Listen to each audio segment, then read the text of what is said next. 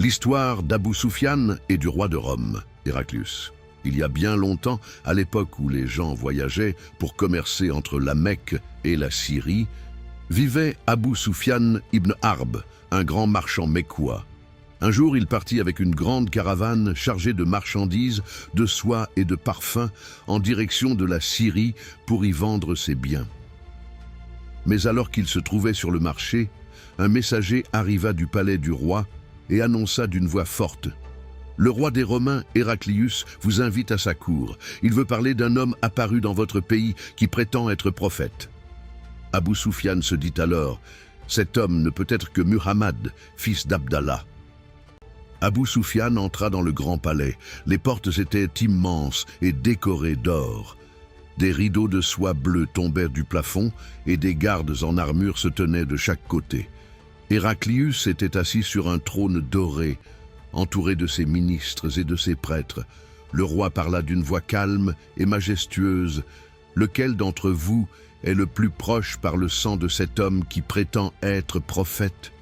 Les marchands montrèrent Abou Soufiane, car il appartenait à la même tribu que Muhammad, la tribu de Quraïch. Le roi ajouta: « Approche. Je vais te poser des questions sur Muhammad, mais prends garde à ne pas mentir. Si tu mens, tes compagnons le diront. » Abou Soufiane pensa alors: « Si je n'avais pas peur qu'il dise que je mens, j'aurais menti sur lui. » Héraclius commença à l'interroger, tandis que les scribes notaient chaque mot. « Y a-t-il eu parmi ses ancêtres des rois ?» demanda-t-il. « Non, répondit Abou Soufiane. « L'avez-vous déjà connu comme menteur ?»« Non, jamais, répondit-il. « Qui le suit? Les puissants ou les faibles ?»« Les faibles, dit-il. « Ses partisans augmentent-ils ou diminuent-ils? Ils augmentent chaque jour. Quelqu'un parmi eux abandonne-t-il sa foi après y être entré? Non. Tient-il ses promesses? Oui, il ne trahit pas. Mais en ce moment, nous sommes en trêve avec lui, et nous ne savons pas ce qu'il fera ensuite. Vous êtes-vous battu contre lui? Oui, plusieurs fois.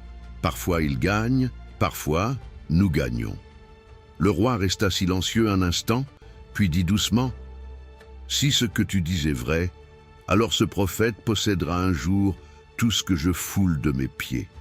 Je savais qu'un prophète allait venir, mais je ne pensais pas qu'il serait parmi les Arabes. » Il leva ensuite la tête vers le ciel et ajouta: « C'est ainsi que sont les prophètes. Ils ne mentent pas. Les faibles croient en eux, leurs fidèles augmentent, et, à la fin, ils triomphent. Mais certains prêtres,